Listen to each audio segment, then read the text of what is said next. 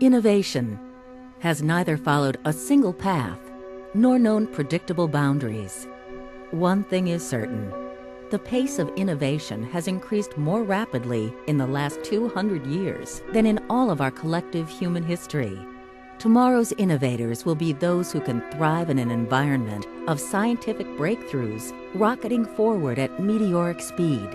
But how will we begin preparing today?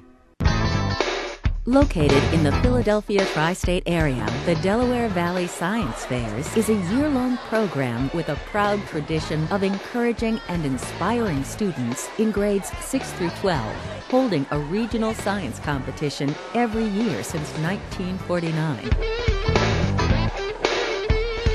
The culmination of a year-long program of regional and county fairs is held each April, where full college scholarships are among the top prizes, as well as an all-expenses-paid trip to the International Science and Engineering Fair, representing students from the U.S. and 45 foreign countries. Henry Disston is the director. I feel very honored to be working with these kids and be part of this, provide them the opportunity to excel. So they can kind of show off their stuff. You have a chance to do what real scientists are out there doing. You have a chance to find a question you're really interested in and discover things that no one has ever discovered before. It's a different kind of learning for students than rote memory, reading, and do worksheets kinds of things. It's where students will be given information or given situations and they have to design experiments, explorations to be able to solve problems. The challenge for students is to conduct scientific research, perform experiments using sound scientific methodology, and support their conclusions. Hands-on research is what I consider the fun part of science, but it's also, I think, the best way for kids to learn. And nowadays, inquiry-based education is now the buzzword. Everybody's starting to pick up that this truly is the way for kids to learn science and engineering, rather than just reading a book and then spitting it back onto a test paper. They're actually able to apply themselves here. And it's neat. They'll ask a question, they'll wonder why something happens, they'll do an experiment, figure it out, and on their own they will then arrive at some conclusions, and that means a lot. Last year I worked with roller coasters, and my biggest problem was friction. So I read an article in Scientific American magazine called Maglev, A New Approach, and I got excited about this new method called InductTrack, and I wanted to see if this would reduce my problem with friction. I want to thank you all very At the annual breakfast on the morning of the competition, scientists gather representing disciplines like engineering, biology, chemistry, and physics, to name a few. Additionally, 57 professional societies and organizations participate, and together judge the students' projects. These industry leaders are crucial to the fair's success. Now this one here, Hidden Messages. The first round of judging is done without the students present. At this stage, the success of the project is left to the students' ability to present a clearly articulated premise and conclusion.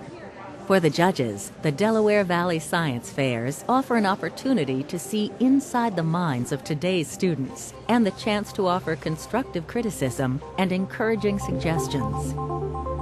The primary feature that I'm looking for in my judging of these projects is the level of engagement of the student with their project, the level of their intellectual curiosity, and then the quality of their execution of the project. As a judge, you have to be focused. You have to understand, what you're looking for. Is the student, focusing on their project, and what are they trying to accomplish, and have they used the right methods to, come up with valid conclusions. Giving back to the community is part of why some chose to participate as judges. I definitely think that people should get involved. I think it's a responsibility of the scientific community out in industry and academia to get involved with young people and get people going into science, because we need to keep people in the sciences. The enthusiasm of the judges takes a second place to the students' passion for science. It's exciting to find people this age doing works that eventually will help cure cancer or will help build better bridges or whatnot. In science fair, even in the middle school level, there are people who think of their own questions to answer, and they're really interested, and they find things no one else knows, or certainly they themselves don't know. And that's the awesome part about it. That's why it's research and not just a science experiment exhibition or a science show. The Delaware Valley Science Fairs recognized early on that the use of mentors is a vital part of the educational process and, in the opinion of many, the best way to learn. These kids now are talking to scientists and engineers in the field. These are kind of their heroes in a way, and so they get a chance to interact with a microbiologist or with an engineer, and these scientists tell them, yes, you're on the right track, or maybe you should explore this a little bit more, and they learn from it. I want to try to expand the mentoring to students from the tri-state area that feed the Delaware Valley Science Fair. And it's very simple. All I need to do is send me an email requesting what they want, what their goal is, and I will try to hook them up with a professional scientist.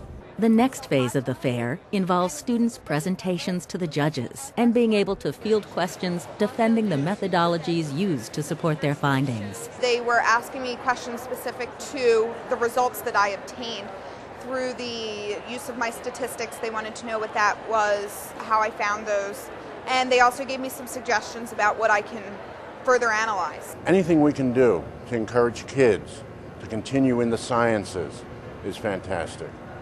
Fostering a platform for programs in the public schools, workshops were developed for area teachers and is an important and integral part of the Delaware Valley Science Fairs.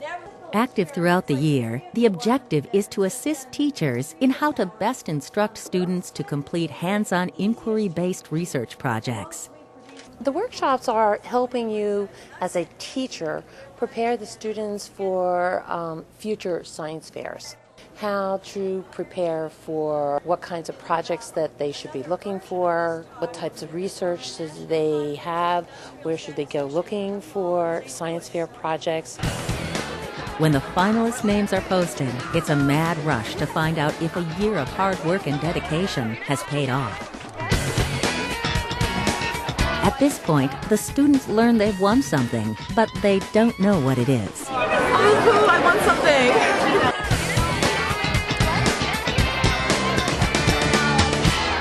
And in first place, and a trip to Phoenix from Central High School, Jasmine. In addition to an all-expenses-paid trip to the international competition, cash prizes and scholarships are awarded by sponsors and universities. If the students succeed here, the chances are they'll succeed in college. It's a better indicator of that kind of success. So we are going to be giving out to close to, when you add it all up, close to $1 million worth of prizes, awards, scholarships, savings bonds, things like that.